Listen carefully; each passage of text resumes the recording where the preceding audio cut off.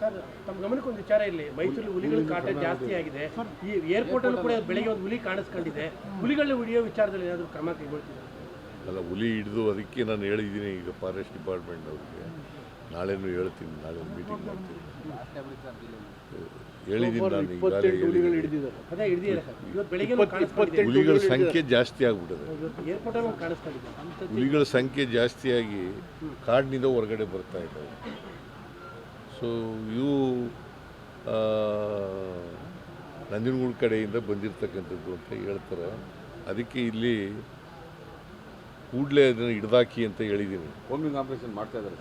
Combing ಎಲ್ಲ ಮಾಡೋಕ್ಕೆ ಶುರು ಮಾಡಿದ್ದಾರೆ.